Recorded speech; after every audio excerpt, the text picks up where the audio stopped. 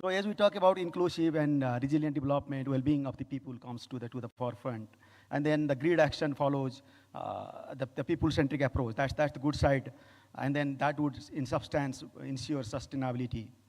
And then just to see the successes Perish was mentioning earlier in his reflections, like we have several successes and we will be building on these successes. So basically the grid approach wouldn't be something like that would be developed somewhere, designed somewhere and then implemented in Nepal. That is not the case. Like we would have the homegrown approach that would build on the success that we have already in the past, in the recent years. So it would very much follow the practical, pragmatic approach. They rely on the realism. So this is what the beauty, like we have now to discuss in this particular approach. I would say the platform to partner and then deliver the development result differently in a scale, in a speed, and that would definitely have different, I think, transformative impact in the lives of the people at the end, which is of course the overall intent.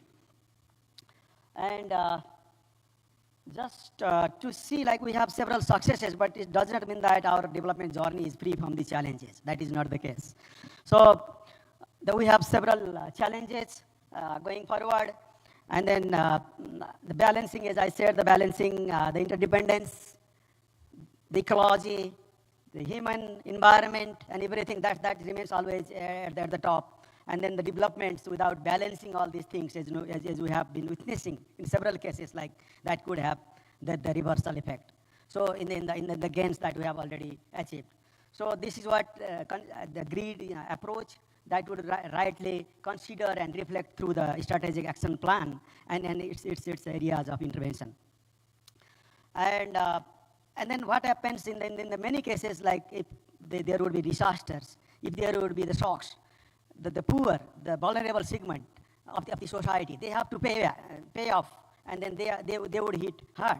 So this is what the disparities, the inequalities that could increase. So this is what like something to be discussed and considered during the finalizations of the strategic action plan. And then as a policy vehicle to tackle with all these challenges, grid envisions integrated development approach that ensures high quality, enduring growth through focused, tangible and transformative intervention. That is what the challenges is taken care sufficiently, and then it's envisions like how to move ahead. This is what the area like we have been discussing internally during the finalization of the grid SAP. And this is just a reflection, I think, flashback. Perish was mentioning also, like we had this as a journey that we had started from this particular point of time. And then this is the second step, I think, forward. We are here, and we are at the very advanced stage, like to finalize SAP. So it's under review. It's being consulted internally, and then we are planning to go for the subnational consultation as well. So it would include all stakeholders together, hear sufficiently each and everyone, and then based on everyone's strength and then contributions, that the grid strategic action plan would be implemented and then would be ensured like it would be successful, because it would not follow the earlier mistakes actually, like that the sort of the development approach that we had traditionally. It expects somehow, envisions somehow, anticipates somehow like we would be shifting towards the good practices that would be tailored to the country context, that rightly reflects the country needs and relies on the country's strength, the delivery capacity of the country. So just to mention like what does green mean for us actually. Like green development reflects sustainability and efficiency, and then that includes green growth, jobs and touches to the livelihood of every people. Without this, this growth potential would be somehow be compromised by several climate change challenges and risks that includes disaster, shocks, and natural capital loss that we have been experiencing several times in the past. If you go back, our development gains are being rightly compromised. We have had several reversals, output loss, and many things like we can see during earthquake, then after during COVID pandemic, and in many cases, even recent earthquake in the Far West region. So resilience is a strength to bounce back from the shocks, and you can say this is build back better, I would say, and then having greater strength to cope with risks and uncertainties. So that's the strength that we would have. And then inclusivity, of course, is prerequisite for sustainability, not simply participation, I think. And then this is a kind of, everyone gets fair share of the development. Everyone gets the opportunity by unlocking potential to develop human capital. Then we can expect that disparities and inequalities would be reduced. So the grid approach links green actions, inclusivity, and resilience together. So in an integrated way to achieve durable results, I think. This is what the integration, that doesn't mean that we would have an integrated program, but all three major pillars of the grid be integrated together, built into the programs, to the implementation models, and then largely would be reflected to the development by the development results, and also through the impacts. So just let me touch quickly to the strategic action plan formulation process that we have, which is under review. I think it would basically follow the stakeholders' ownership, and then it would also be I think, estimating the estimated financing need, and then the solution for that, the ways I would be financing, I would be managing those resources. And it would also explicitly identify policies and priority actions. And then once this strategic action plan would be approved by the government of Nepal, and then all stakeholders will take it as a guiding document, and as a platform for partnership, as an arrangement for our collaborative actions. So this is something, I think, grid approach is different from the traditional development strategy, actually. And then it ensures, I think, more likely to achieve as it follows the prioritization criteria. That reflects Nepali reality, by the way. And then investment decisions will be guided by integrated development approach, firstly, and more loudly, actually, it is building on Nepal's successes and strength. Whatever works better will be upscaled. That will support in achieving transformative results. And then important thing is that it accepts reality. It relies on the realism, and then only the doable policies will be implemented. So the upscaling that based on the successes, based on the evidences. So and then it provides, it avoids wish list approach, by the way, and also the underfunded investment decisions. So these are the differences that, and then prioritization criteria that grid approach, the SAP that during the formulation of SAP that we have been sufficiently taking care of. So just to quickly run through the green areas of green transitions, is 10 transitions, and then 3 cross-cutting transitions that applies to all 10 transition priorities that I would be quickly run through. The first is like managing landscape, and then and then second one is disaster management, and then land use planning and administration for enhancing productivity and empowerment. And then another area is like resilient and sustainable transport and resilient roads. And then to the likewise sustainable cities will be developed by green technologies. And then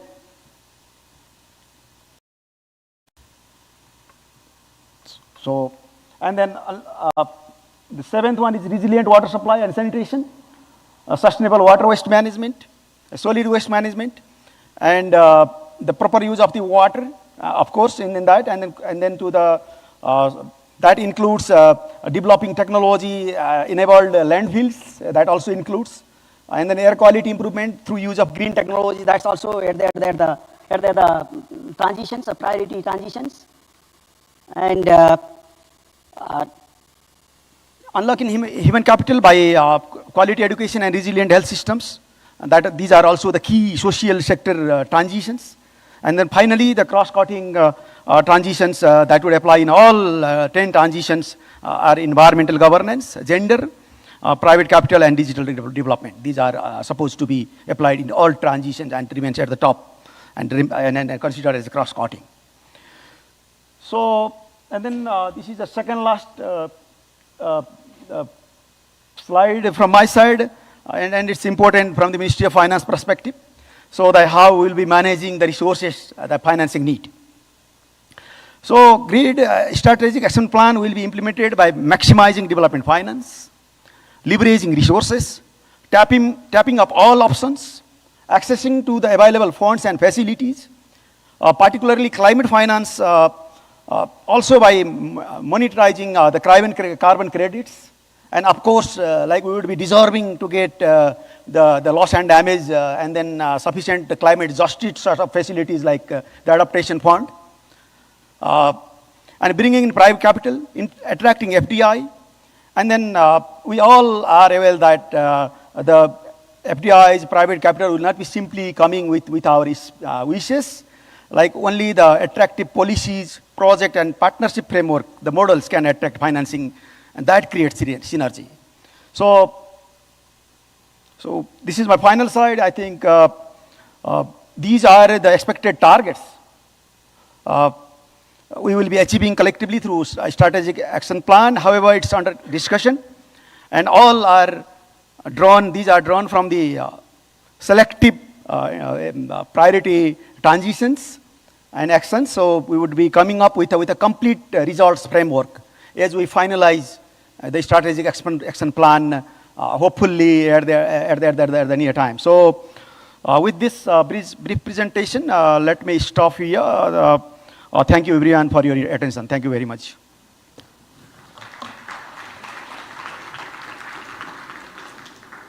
Thank you, Joint Secretary, Mr. Sri Krishna Nepal, and setting the stage. And I think one of the key transitions we have seen since we signed the Kathmandu Declaration here in September 2021 is that the ownership and the stewardship has shifted to the government of Nepal, and this is it's a great sign of how grid is moving. So with that, we come to some more conversations, and for that, we are going to have a panel discussion. And may I now invite our panelists up on stage. Ms. Sunita Dongol, Deputy Mayor of Kathmandu Metropolitan City, Ms. Shrinkhala Khatiwara, CEO of Gatha, Mr. Kushal Gurung, Founder and CEO of Wind Power Nepal, and Dr. Arjun Karki, CEO, Rural Reconstruction Nepal. So you can sit on the right.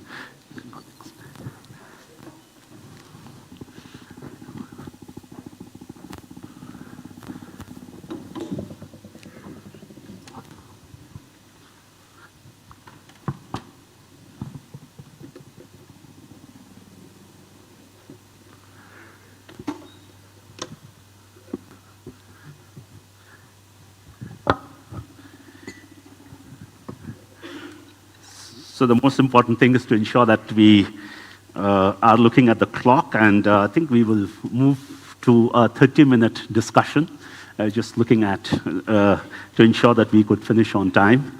And I think we're going to have a free-flowing discussion, and rather than a panel, we would like to, as in the presentation you talked about, how do we look at some of the scalable things that we could scale up. Where are the opportunities? Where are some of the things that you are personally involved with, what you are doing? And we'll have some conversation. Please feel free to interject. Please feel free to ask each other, agree, disagree. And we are just going to move this more of a drawing room conversation style conversation.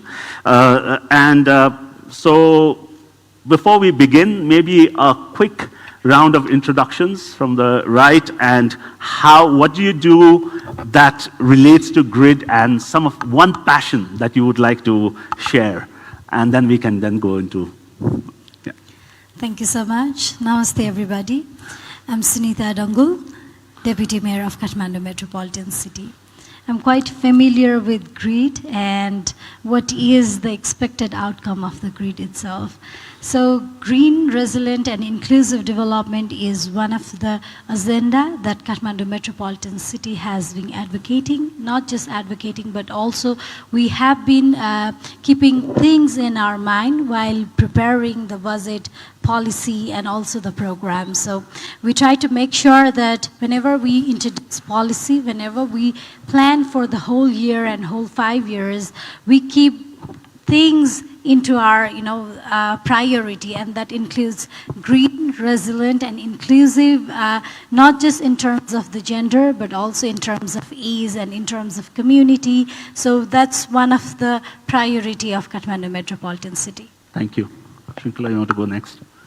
Hello and namaste everyone. I'm Shrinkhala. I am an architect and an urban planner.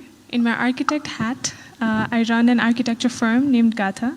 And since the beginning of the firm 3 years ago, we've been striving for sustainable construction technologies and materials.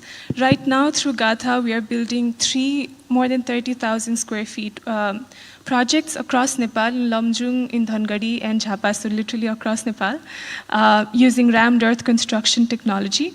In every project that we undertake, we make sure that we make the community participate. We want to learn their local materials, their indigenous development technologies, and we want to make sure that their historical art and architecture is incorporated in the design that we build. Secondly, in my urban planning hat, I've been advocating for sustainable transportation, for green cities, and for active modes of mobility across cities, that is cycling and biking. That's my passion. Thank you. Hello. Hello, everyone. I'm Kusal Gurung.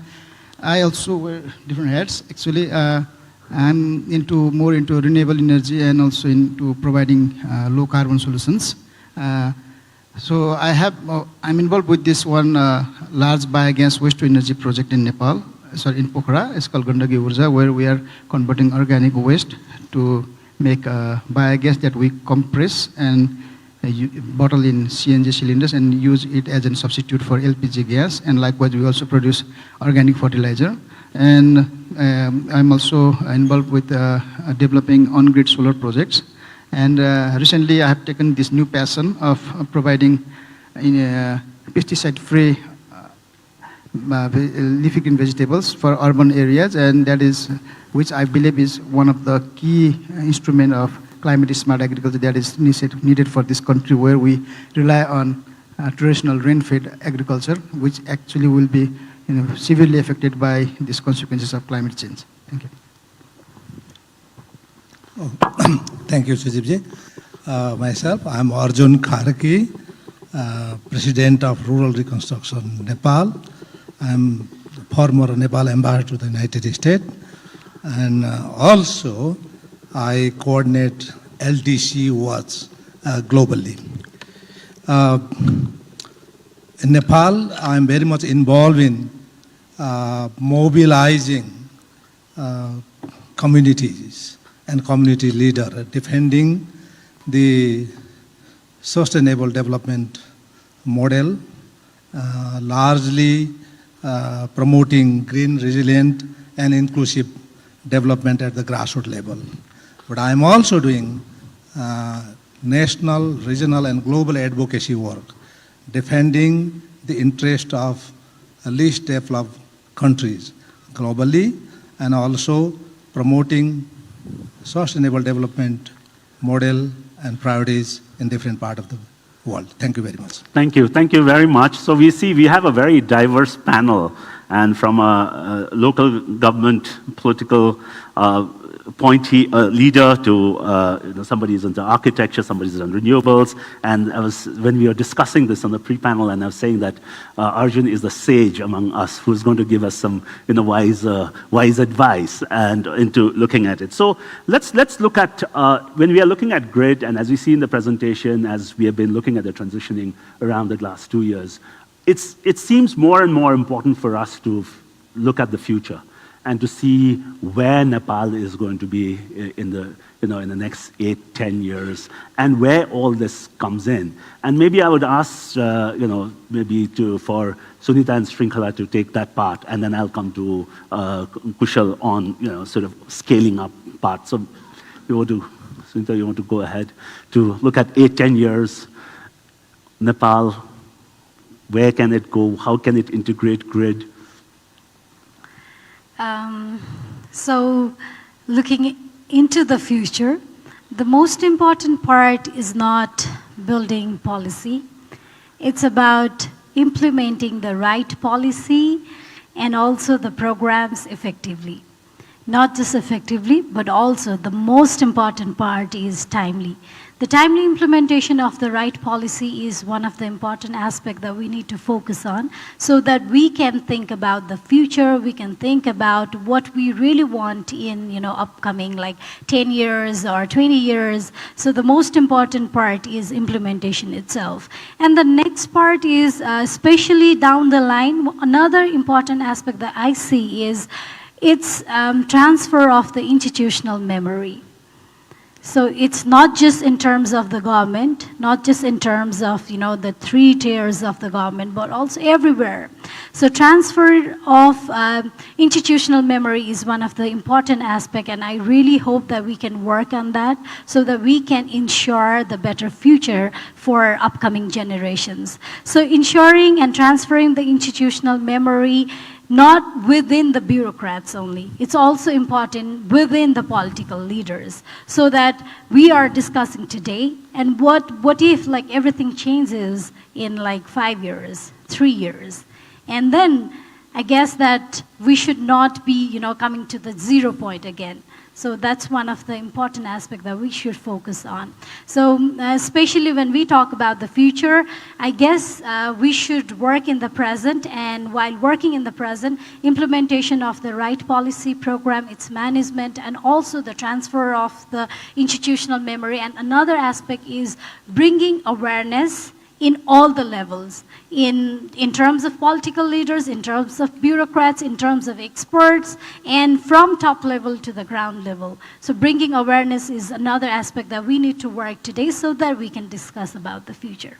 Thank you. Thank you. I think 3 key points you've brought about: implementation, institutional memory, and awareness. So Shrinkala, what is your 8-10 year?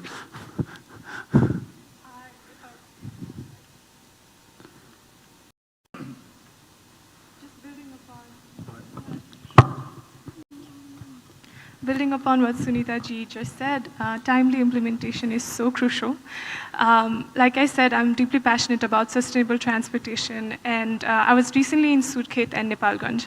And what I was so impressed by is that a lot of public vans are now being replaced by electrical vans instead of fossil fuel ones, which was so interesting to me because in Kathmandu I've seen electrification, but mostly in private vehicles, in private cars, but not so much in public vehicles sphere, which was an exciting change for me, and I'd like to see that continuing in the days to come. Similarly, I come from Hetauda, and many other cities outside of Kathmandu are currently using electrical rickshaws and tuk-tuks as their major mode of public transportation, and you'd be surprised by how sturdy they are. They can take you to one of the most difficult terrains. I don't know how safe they are, but I'm very happy to see that electrification in transportation sector has taken place. However, in terms of timely policy implementation, what I'm scared of is especially in terms of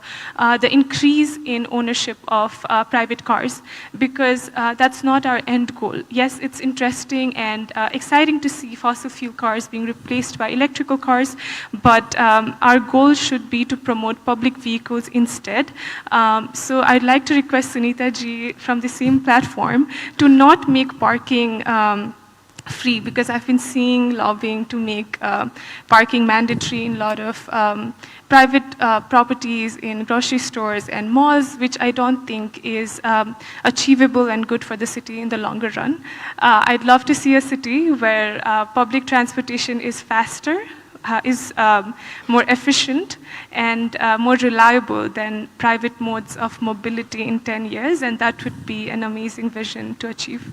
Yeah, I'll come back and to say that what you intend to do, what are the 1 or 2 things, but then I'll go to Kushal in terms of the work you're already doing, and renewables is one of them, and that's going to feed into the electrical mobility we are talking about.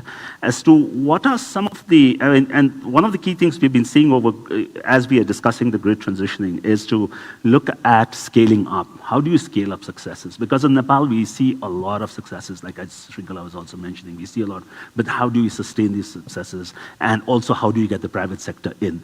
because to sustain, I think I have a sort of a bias towards private sector, but to sustain, then you need the private sector to come in. And what is the ecosystem that's required, and what could be done, maybe? Yeah, I think for skill, probably most important thing that if we want to attract private investment or private sector, then we should not forget their bottom line.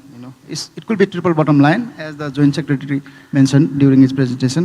People, planet, and profit. So without profit, it will be difficult. However, and there are proven cases that there are so many, like especially our hydropower sector, is a proven, is a mature grid project that there is a lot of private investment, and that doesn't actually require any subsidy. And for others to follow suit, probably we can take some of the cues from what has worked in hydropower sector, especially like if we were to draw parallels with non-hydro renewables. Then the problem is with hydro, we get a lot of tax incentives, especially like there is a tax holidays for 10 years. And also there is you can get into IPO even before the project come into operation. And there is also other benefits, like there is a confidence in the banking sector to provide debt financing up to 80%. So all those things shows that if we can scale those, replicate those things in other sectors, that will require the boost, it will work. And another thing is, most of our, Nepal is very renowned for successful pilot projects. But then when it comes to scaling, there is the challenge we are facing. And that is probably, maybe the mindset is we are so much focused on supply side subsidies or supply driven subsidies. Rather, maybe we should focus on creating demand for the green products. That is like one of the easy thing will be to level playing field.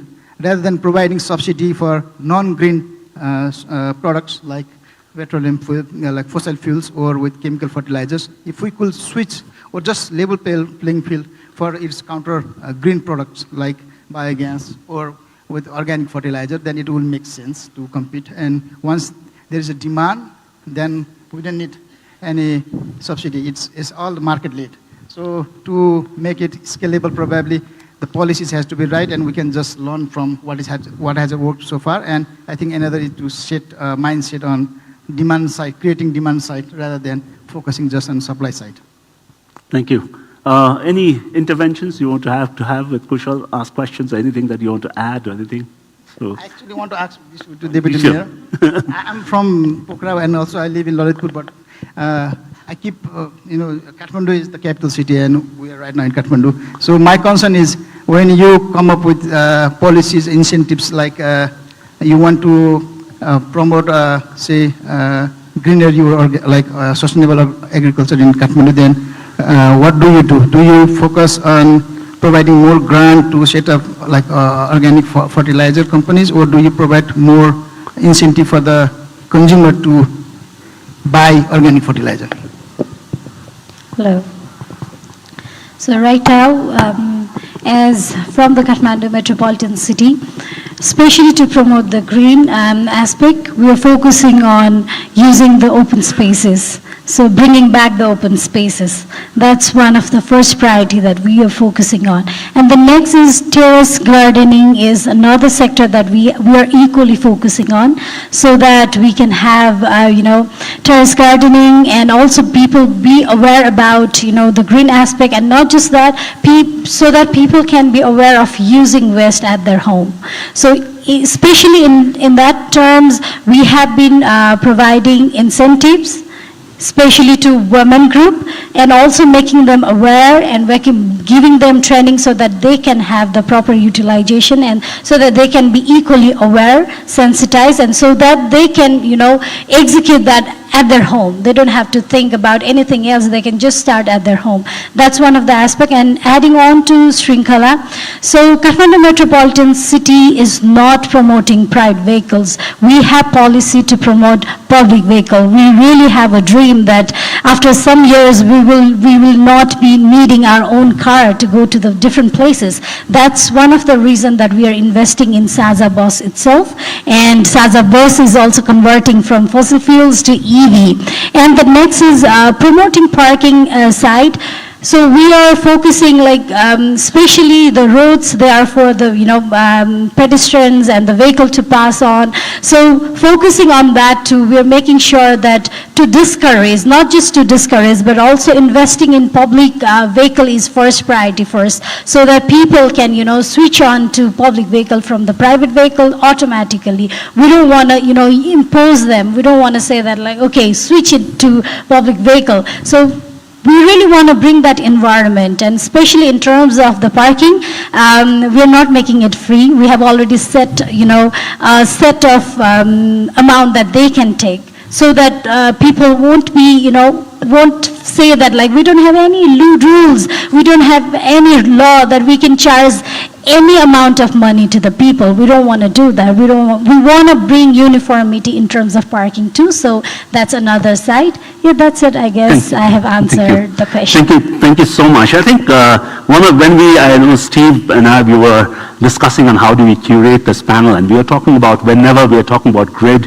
it's perceived to be at a very high level, very policy level stuff. But at the end of the day, there are lots of things that are happening on the ground. How do we relate to things that are happening on the ground, and how do we look at scaling up? How do we look for solutions? And that's how we are looking at this panel. And now we'll come to the stage and ask you, Arjun, to for all this sort of experience you have negotiating for LDCs, looking at what are one or two things that we can really do in Nepal in the coming years to really scale up successful activities, scale up successful practices. What could be done? Thank you very much for a generous introduction. In fact, okay, since you are talking about how we are going to scale up this grid focus at the grassroots level, but I would like to really, before I touch upon that, I would like to really thank Sri Krishna ji to telling us to prioritize grid in all our development endeavors. But I would like to add on that, okay, not only prioritize, but also localize. And then, you see, through grids, we should be able to address the climate change impacts on life and livelihoods of the people, and mainly focusing on food securities and farming systems of different part of the country, where we have large number of rural communities who are living below poverty line, can also benefit through our investment on grids. But I would also like to really highlight one of the key issues here. When we invest in grids, we should really think about not only financing projects and programs, but also ensure country ownership. We cannot design something somewhere else and impose on in a country.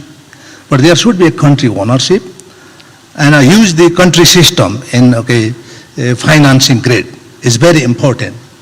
So there need to be very strong ownership of government, national government and also local government at the same time. But the country ownership is not only limited to government ownership. It should also ensure that community ownership, local people ownership, or local government ownership is also very important. Thank you very much. Thank you.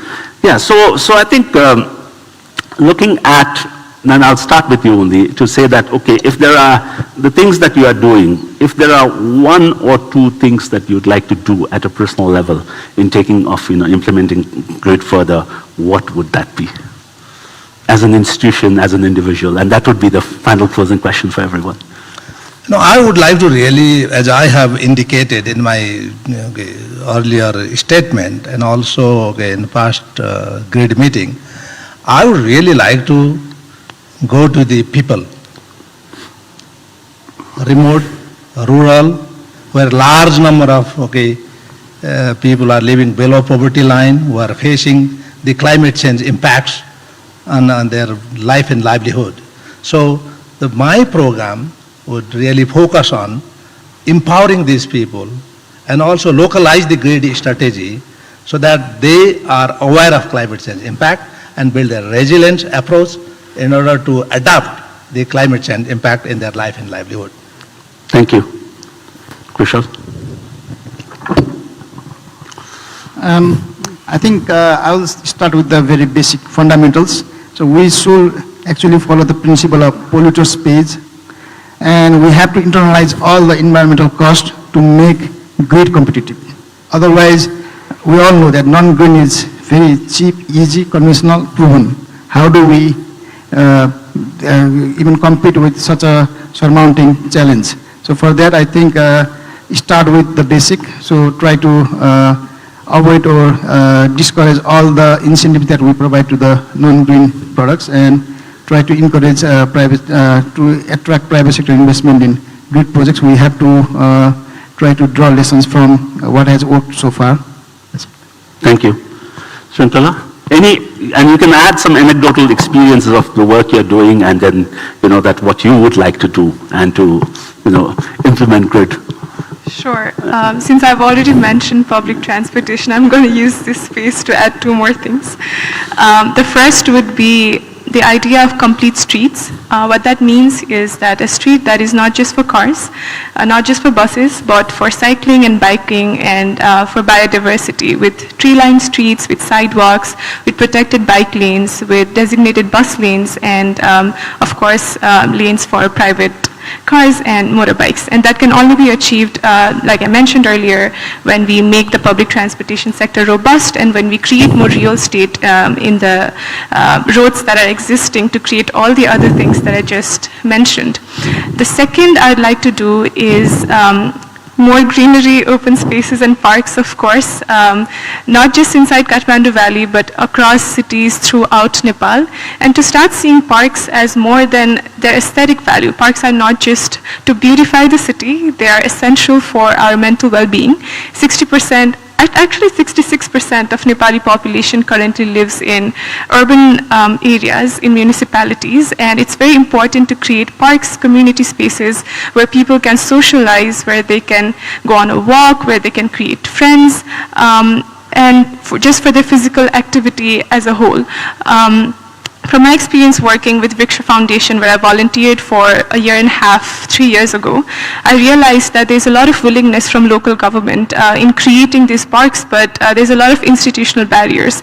I realized that a lot of local governments, in fact, none of the local governments that I've looked into so far have a designated parks and open spaces department with financial autonomy, which means that every year we have to depend on mayors and their council to make sure that budget is allocated for green spaces, for maintenance of green spaces. So it's very crucial that we institutionalize these departments so that the things we're talking about are taken care of. Secondly, I looked into Google Maps and I see a ton of green and open spaces trapped inside walls in the name of universities, government institutions. Why can't we just open them up for public to use? At the end of the day, it's for us to use. And I'd love to see more open and green spaces being prioritized with a 5-year master plan, 10-year master plan, not just from local government, but from the national level, so that we can help smaller municipalities gain expertise, help them with hiring experts, and just help make it an agenda throughout Nepal. Thank you, Shrinkala. Yes, Sunta, but I think before, one more thing I would like you to share also is that when we are talking about green, there's a lot of traditional knowledge, and I think that's what we are seeing. Municipalities are really helping to conserve, bring back, and that's what we are seeing at least in Kathmandu and many other places. And there are linkages around bringing about traditional knowledge, bringing about, because it was not, we did live in a green way, a couple of thousand years back. Kathmandu Valley had a ecosystem for urban waterways, urban water systems. So from that perspective, as one is the political side, but you're also somebody who works closely with culture, and so it's your perspective on what are some of the things you see at a personal level? Any anecdotal experiences also to close this? Yeah. Thank you once again. So in terms of the indigenous practices and the traditional knowledges, Kathmandu Metropolitan City has introduced one important policy this year. It's one of the, under that policy, we have introduced a program that's Ek Oda Ek Udyamshilta, Ek Oda Ek Udyog. So one word, one model program will be introduced. So it's under, we are exercising on what might be the model programs. And the model program will be focusing on the indigenous practices, indigenous knowledge, so that we can link not just it as a culture, but also we can link that with the economy. A lot of women, they stay at their home, they have knowledge, they have tremendous amount of indigenous knowledge, and which are scientific too, but still we haven't been able to link them with the economy. So we're trying to link them with the market so that they can earn and they can happily, practice everything that they have learned from their home. They don't have to have master degree or PhD. They already have tremendous amount of knowledge. So we're trying to link that with the economy, the market, and ultimately we believe that it will help in the national GDP too. So that's one of the area that we are focusing on. And another sector, as thank you so much, Rinkala, for noting down there should be different department to look after the management and of the open spaces too. This year we have also introduced another practice, especially in terms of the environment sector. We have department called environment department. So under the environment department, we have separated a section that looks for the greenery. So Hariyali bhanera हामीले department छुट्याएका छौं, and especially the green Hariyali, the green section looks after the management and also the proper uses of the spaces that we have in Kathmandu. There are a lot of spaces that they were encroached, the public and the government spaces, that we are trying to bring back to the public and making it a place where people can go, enjoy the greenery, have coffee, enjoy with friends, and all other social aspect can be linked with it. So that's one of the priority. And we have also launched a program. It's like Pride program of Kathmandu Metropolitan City, which is known as Harit Sahar Sabaiko Rahar is the tagline. That means green city is everybody's wish, and that also focuses on making the spaces more green, and also making people aware about the management and also making our own city greener. Another thing that we are focusing is the road. It's mostly for vehicles nowadays, but we are also practicing another program. It's car free Saturday, and it could be car free Sunday, Monday, Tuesday, Wednesday, but we have already started car free day in Hadigaon, where children come in road and they practice different games. They play there, and they also build an ownership towards the road. So roads, it's not just for adults who can ride, who can drive. It's also for us. So bringing and also linking it with the traditional aspect of the Hadigaon is another program that we have been doing, focusing on related to grid itself. And especially in terms of, and another sector, we are focusing on investing more in local transportation, public transportation. And another aspect that I really want to mention in this floor is, especially when we talk about the inclusive development, so development in terms of, not just in terms of infrastructure, socio-economic, cultural development, holistic development of the society, it's very important that we raise a voice of meaningful participation of women. It's not just participation, but the meaningful participation of women, bringing women, and also not just women, but people from different background coming together and putting their voice in the decision making. We're trying to ensure that. One of the examples that we have already practiced is we have started Women's Cell in all the wards. And Women's Cell is chaired by not the presidents of the ward, but women representatives, elected women representatives of the ward. That has bring a sense of meaningful participation of the women in the local government too. So it's just an example, but there are a lot of things that we really need to work together. There are a lot of things that we have to, join hands in. I I really look forward to your, suggestion, feedbacks, so that we can bring a better society. We can proudly say that, okay, we assure greenery, we assure, developing the resilient society, and also we assure the inclusivity in the society. Thank you. So, thank you. Thank you very much. So I think this is a beginning, time just flew. And it's a beginning of these many conversations that we need to have in all the local units, in all the wards, I think in all schools, and these, in every organization, for-profit, not-for-profit organization. It's building the awareness around this, and I think Localization. and localization also. And then, I think this is a good start, because whenever we are talking about grid, it is seen as a very abstract, something to do with money, something to do with funds, something to do with things flowing around. But at the end of the day, there's already lots of things that are happening on the ground. It's to just see that how do you scale it up, how do you build a partnership, and how we all work together. A round of applause to our panelists here. Wonderful discussions. Thank you very much, and we'll move into the next segment of the program. Thank you.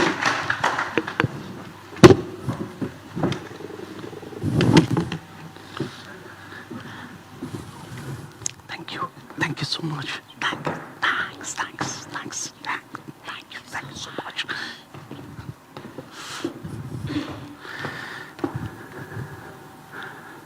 So we move on to the next segment of our program here, where we have high-level dignitaries from the development partners making their remarks. And we begin with, there are 2 virtual remarks and 3 in-person remarks. And we begin with the remarks from Mr. Peteris Ustups, Director for the Middle East, Asia and Pacific in the Directorate General for International Partnerships, European Commission. May we play the video? Representatives from ministries, provinces, municipalities, private sector, civil society and academia. Fellow development partners, dear colleagues and friends, Namaste. It has been 2 years since we all endorsed Kathmandu Declaration with the government of Nepal to develop a strategic action plan for Nepal towards green, resilient and inclusive development. GRID. I'm happy that we are all together with our different instruments and financing options and commitment to Nepal's green, resilient and inclusive development as evidence in the Strategic Action Plan and Communiqué. Global Gateway is a European strategy to boost smart, clean, secure links in digital, energy and transport sector and to strengthen health, education and research systems across the world and our offer to many angles of the GRID approach. The EU, its member states and the European Investment Bank, or Team Europe as we call it, contributes $25 billion per year for climate finance, which takes Team Europe to be the biggest contributor of public finance to developing economies, and 70 billion euros per year, the world's top provider of official development assistance. GRID is much more than climate finance or official development assistance or sector reforms for that reason. It needs transformation.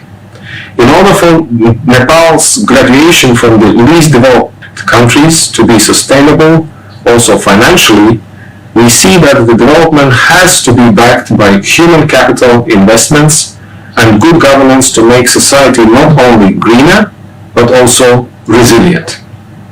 Youth and women will need to have strong say in the transition to make it inclusive.